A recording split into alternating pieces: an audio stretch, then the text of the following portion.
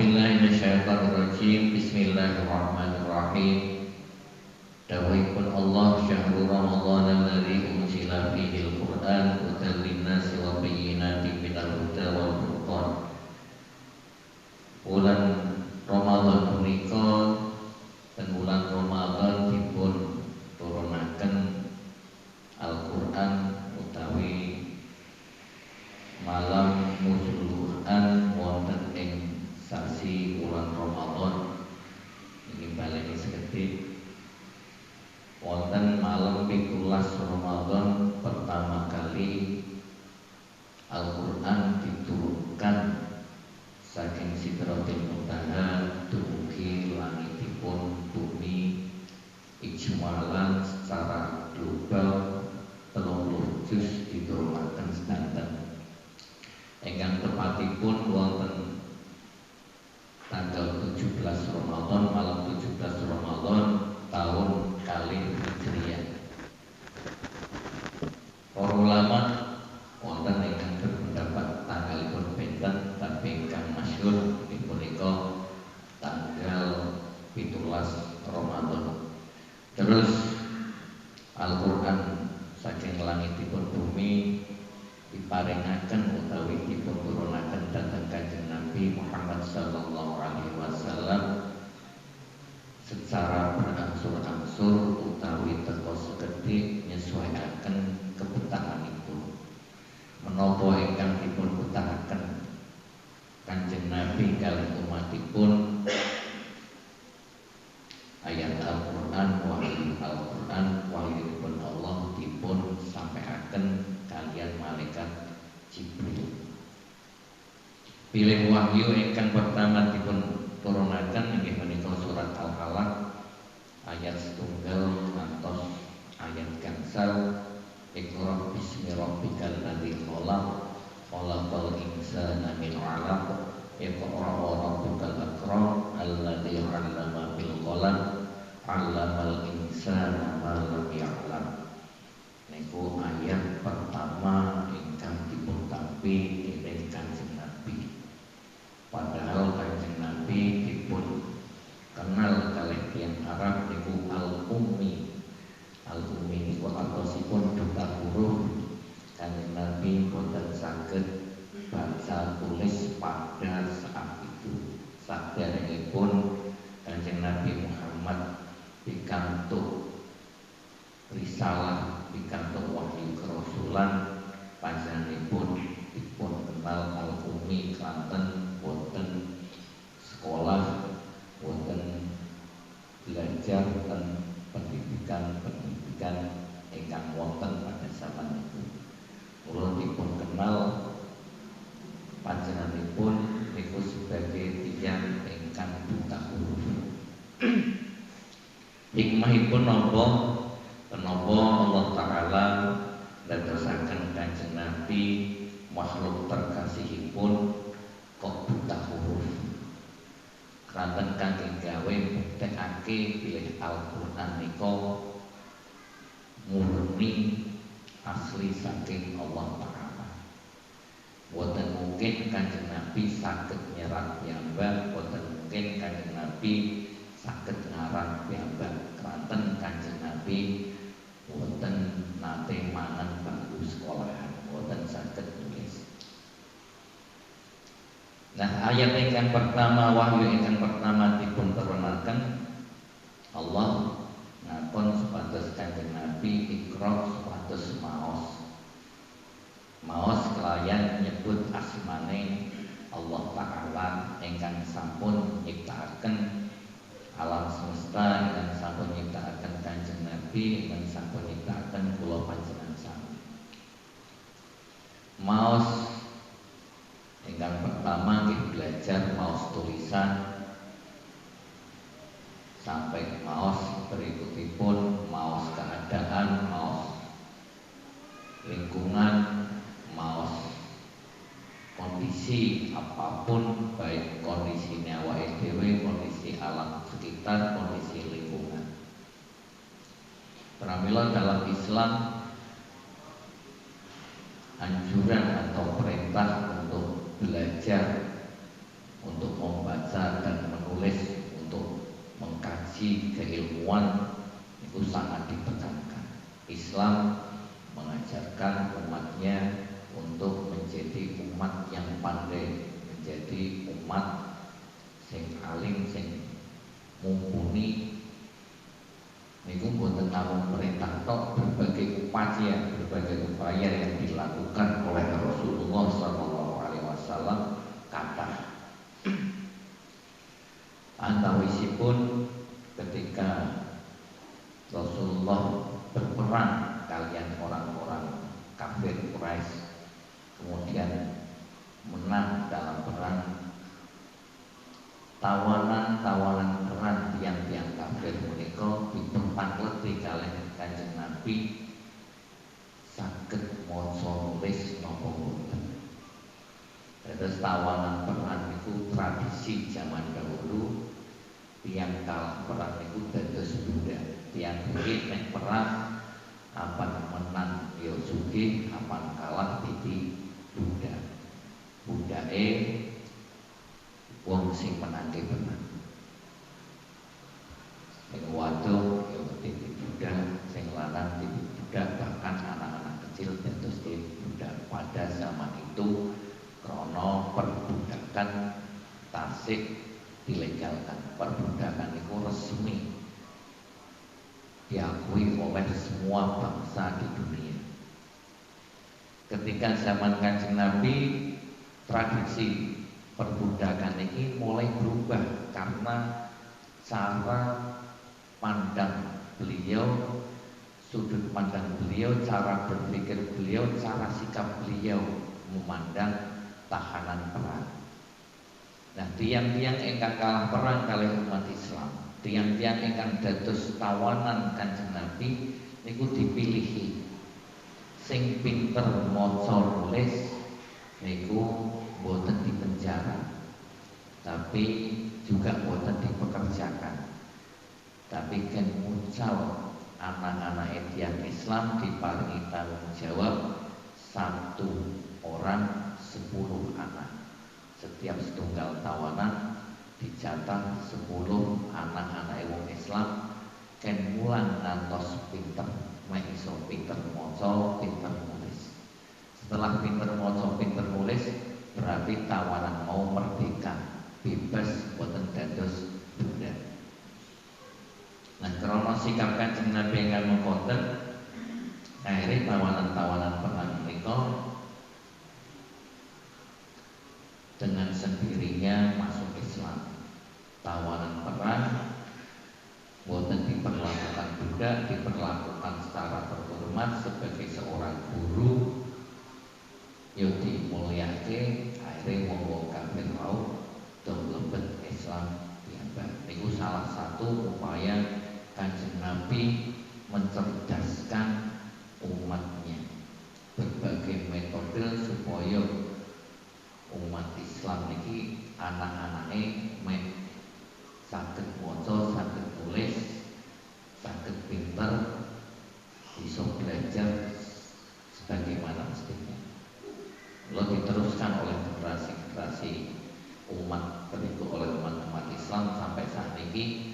Bicarane bocah-bocah mek iso paham terhadap ajaran-ajaran Kanjeng Nabi, mek iso wudu, mek ngerti syarat rukune wudu, batale wudu, sing wadon mek ngerti priye nek masalah ngurusi babagan haid, priye ngitungi getih kuat, getih lemah, priye ngitungi wektu haid mau wis ana 24 dina apa durung, apa wis muncul nganti 15 dina apa ora. Pramila akhirnya dari inisiatif iktibar kali perjuangan Kanjeng Nabi mencerdaskan umatnya mula masyarakat Proto melalui NU sepakat damel gedung madrasah diniyah. Pantes ngaji berkesinambungan, mempelajari ajaran agama Islam berkesinambungan. Lantas menjadi tanggung jawab kita bersama. Ketika generasi kita baik, berarti generasi sebelumnya saya baik, menawi generasi berikutnya elek, generasi sakniki utawi generasi sebelumnya berarti elek. Kula jenengan saya sedanten saat iki kula jenengan wong proto sae. Tapi ketika generasi sakbare kula jenengan niku kok elek, benjing kula jenengan sing dituntut sing dijaluki pertanggungjawabane Gusti Allah. Apa sing awake dhewe tinggalke kok generasi sakbare dadi elek. Namun mula keranten ngoten muga-muga awake dhewe meninggalkan generasi sakwise awake dhewe niku dados generasi ingkang langkung sae tinimbang awake dhewe. Generasi yang lebih baik dari kita, generasi yang lebih soleh dari kita, generasi sing luwih alim tinimbang awake dhewe. Orang tua yang baik, orang tua yang bisa mengantarkan anak-anaknya menjadi lebih sukses dari orang tua. Seorang guru yang baik adalah guru yang bisa mengantarkan santri-santrinya menjadi orang-orang yang lebih soleh, lebih alim dari gurunya, dari kiainya. Itu kesuksesan seorang guru utawi kesuksesan orang tua. Nah, Al-Quran menika salah satu mukjizat ingkang dipun turunaken dhateng Kanjeng Nabi Muhammad sallallahu alaihi wasallam. Di samping mukjizat-mukjizat sanesipun, keranten mukjizat Kanjeng Nabi niku kathah, wonten sing belah rembulan, wonten macam-macam. Nah, mukjizat terbesaripun Kanjeng Nabi punika Al-Qur'an. Nah, mukjizat niku napa? Mukjizat niku dari kata ajzun. Ajzun niku artine apes. Kok darane mukjizat? Para nabi rasul diparingi mukjizat ranten nggo gawe ngapesake musuh-musuhe. Lawan-lawane apes ketika berhadapan dengan mukjizat. Mula mukjizat yang diberikan oleh Allah kepada para nabi dan rasul, beda nabi, beda rasul, beda mukjizat. Nah, Allah memberikan mukjizat kepada para rasul dan nabinya itu menyesuaikan kalih kondisi umatipun. Ketika zaman Nabi Musa, Raja Fir'aun sak bolo-bolone niku mumpuni dalam hal ilmu sihir. Jadi terkenal ilmu sihir pada zaman Raja Fir'aun. Sehingga Nabi Musa diberi mukjizat sing seakan-akan kaya ilmu sihir untuk mengalahkan sihir. Tapi ternyata bukan ilmu sihir. Ketika Fir'aun tukang sihire tali didetekke ulo, maka Allah perintah supaya Nabi Musa balangke melemparkan tongkatnya, dan tongkatnya menjadi ular besar yang memakan ular-ular kecil itu secara hakiki, boten namung tipuan mata. Karena ilmu sulap niku hanya trik tipuan mata, sementara mukjizat niku hakul yakin. Mula tukang sihire Raja Fir'aun akhirnya ngerti bahwa itu bukan ilmu sihir, itu benar-benar dari Tuhan, mukjizat. Akhirnya menyatakan diri masuk agama Hanifah, agama tauhid, menyembah hanya kepada Allah. Ketika zaman Nabi Daud,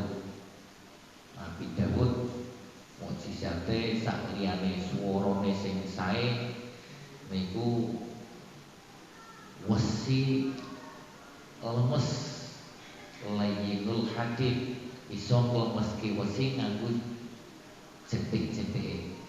Keranten zaman Nabi Daud niku umate maju dalam hal ilmu perbesian, pandai besi. Pedang-pedang sing paling sae digawe ketika zaman Nabi Daud. Nek cara wong rata saiki jare pedang sing paling top di pedang samurai galane Jepang. Tapi fakta sejarah dunia pedang sing paling hebat yaitu pedang di Arab, tanah Arab mereka gaweane zaman Nabi Daud. Nah, para pandit besi damel pedang-pedang sing sae niku ngangge dipanggang, dibakar, terus dipalu, digender. Nabi Daud cukup dipecet ngangge jenting. Wesi baja sing atos dipecet ngangge jenting. Sehingga wong-wong kafir weruh mukjizat Nabi Daud kalah. Ora iso umum meneh karo Nabi Daud. Langsung ke Nabi saderenge Nabi Muhammad, Nabi sing meh akhir, Nabi Isa alaihissalam. Zaman Nabi Isa dunia pengobatan, dunia kedokteran, medis, ilmu pengobatan maju umatnya Nabi Isa. Wong loro apa bae mari ketika zaman nang umatnya Nabi Isa. Ilmu kedokteran maju pesat. Kathah dokter-dokter hebat di zaman Nabi Isa. Mula mukjizat Nabi Isa niku menyembuhkan berbagai macam penyakit. Bahkan penyakit sing ora iso mari kados tiyang buta karo Nabi Isa iso ditambani. Wong buta cikles boten wonten bola matane, Nabi Isa mundhut lemah lembung, diundel-undel, digawe bunder, terus lebet keten mripat damoni fil, mripate meleh kedip-kedip saged ningali. Secara medis, secara sains niku boten mungkin menungso saged ngoten. Niki mesti kekuatane pangeran, kekuatane Gusti Allah, mukjizat. Wong mati ora iso duripke secanggih apapun ilmu kedokteran. Kalih Nabi Isa wong mati iso duripke niku mukjizat untuk mengalahkan gawe ngapesake lawan-lawane para rasul, orang-orang yang ingkar, yang kafir terhadap rasul. Ketika zaman Nabi Muhammad sallallahu alaihi wasallam, orang Arab pandai di bidang sastra, pinter gawe puisi, pinter gawe novel, pinter gawe karya-karya tulis seni. Senajan disebut jahiliyah keranten nyembah patung, bukan karena orang Arab bodoh secara akademis, tapi bodoh secara akidah. Jadi wong Arab disebut jahiliyah itu bodoh secara teologi, secara akidah, secara keyakinan. Wong pinter-pinter secara akademis pinter, kok isi percaya nyembah karo patung, kula darani jahiliyah, darani bodoh. Tapi pada saat itu orang-orang Arab secara akademis pinter, ilmu panah, ilmu pedang, sing paling jadi kebanggaan yaitu ilmu sastra. Tiap tahun wonten lomba tingkat nasional salah satu ini, gawe sastra, gawe puisi, sing juara 1, juara 2, juara 3 dipajang wonten temboke Ka'bah jejere brahala. Niku dipajang selama 1 tahun sampai perlombaan tahun depan. Mangke nek wis ana juara baru, juara lama dicopot, diganti karya sing juara enggal. Nah, mula dipun turunaken Al-Qur'an sing sastrane tingkat tinggi. Makaten ingkang saged kawula aturaken, mugi-mugi kawula panjenengan sami saged alus kados sastra keranten mukjizat yang diwariskan kepada kita, Al-Quran yang penuh dengan sastra, menjadikan hati kita lembut, pikiran kita cerdas. Allahumma amin. Alhamdulillah. A'udzubillahi minasyaitonirrajim. Bismillahirrahmanirrahim. Alhamdulillahirabbil alamin. Allahumma shalli ala sayyidina Muhammadin al-fatih lima ughliq wal khatimi lima sabaq nasiril haqqi bil haqqi wal hadi ila siratal mustaqim wa ala alihi wa sahbihi haqqa qadrihi wa miqdaril azim. Allahumma ya dalilal mutakhayyirin wa ya hidayatal mustaqim wa ya mujibal da'watil mustaqirin wa ya khairan nasirin bi haqqi iya ta'budu wa iya nasta'in bi rahmatika ya rabbal alamin. Walhamdulillahi rabbil alamin. Wassalamu